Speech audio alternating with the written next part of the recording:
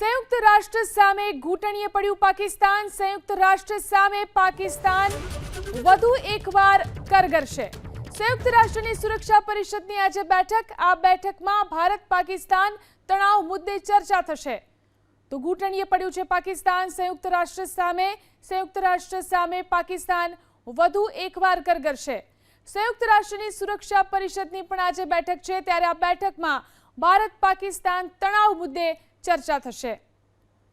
તો આ તરફ પહેલગામ આતંકી હુમલાને લઈને પણ મોટો ખુલાસો થઈ રહ્યો છે। હુમલા પાછળ મુશ્તાક અહેમદ જરગરની ભૂમિકા છે તેવી જાણકારી સૂત્રો તરફથી પ્રાપ્ત થઈ રહી છે। અલ હુમર મુજાહિદીનનો ચીફ છે મુશ્તાક અહેમદ જરગર। તો જે રીતે સમગ્ર હુમલાને લઈને તપાસ ચાલી રહી છે, એક પછી એક ખુલાસાઓ સામે આવી રહ્યા છે। હુમલા પાછળ મુશ્તાક અહેમદ જરગરની ભૂમિકા છે તેવી જાણકારી સૂત્રો તરફથી મળી રહી છે અને અલ ઉમર મુજાહિદીનનો ચીફ છે મુશ્તાક અહેમદ જરગર। તો મહત્વની જાણકારી જે પહેલગામ હુમલાને લઈને સામે આવી છે, મહત્વની ભૂમિકા આ હુમલામાં જેણે ભજવી છે તેનું નામ સામે આવ્યું છે। ભારતે પાકિસ્તાન પર વોટર સ્ટ્રાઇક કરી છે। પાકિસ્તાન સાથે સિંધુ જળ સંધિ રદ કર્યા બાદ ભારતે હવે ચિનાબ નદીનું પાણી પણ બંધ કરી દીધું છે। જમ્મુ કાશ્મીર નજીક રામબનમાં આવેલા બગલીહાર ડેમના ગેટ બંધ કરાતા ચિનાબ નદીનું જળસ્તર ઘટ્યું। પાકિસ્તાન તરફ જતો પાણીનો વહેણ 90% ઘટ્યો છે। ભારતના નિર્ણયથી પાકિસ્તાનના પંજાબ પ્રાંતમાં પાણીની તંગી સર્જાઈ શકે છે। ચિનાબ બાદ હવે જેલમ નદી પર કિશનગંગા ડેમમાંથી પણ પાણી બંધ કરવાની વિચારણા ચાલી રહી છે। रोज़ की तरह जैसे सुबह सैर करने के लिए मैं चुनाव दरिया में आया तो देखा कि आज का पानी जल स्तर बहुत कम हो चुका है।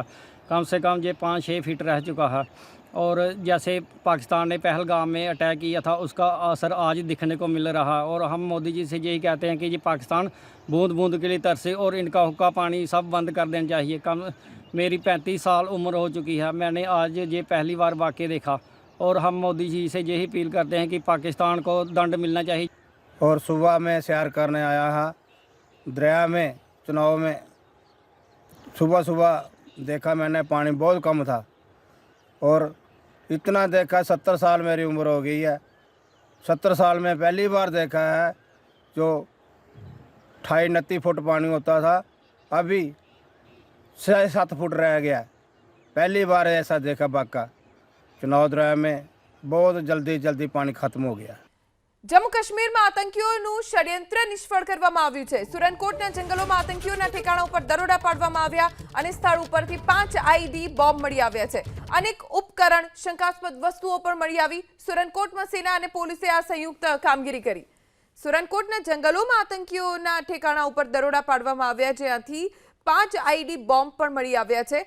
હાલ તો સર્ચ ઓપરેશન અલગ અલગ વિસ્તારોમાં ચાલુ છે। જમ્મુ કાશ્મીરના જે સંવેદનશીલ વિસ્તારો છે ત્યાં ખાસ સર્ચ ઓપરેશન ચલાવવામાં આવી રહ્યું છે। પહેલગામ હુમલા બાદ ભારતના એક્શનથી પાકિસ્તાન બોખલાયું છે। સતત 11મા દિવસે કંગાળ પાકિસ્તાને સીઝ ફાયરનું ઉલ્લંઘન કર્યું। રાત્રિ દરમિયાન પાકિસ્તાન ચોકીઓ તરફથી ફાયરિંગ થયું છે। કુપવાડા, બારામુલા, પૂંછ, અખનૂર, રાજૌરી, મેંડર, નૌશેરા, સુંદરબનીમાં પાકિસ્તાને ફાયરિંગ કર્યું। ભારતીય સેનાએ પણ પાકિસ્તાનના ફાયરિંગનો જડબાતોડ જવાબ આપ્યો છે।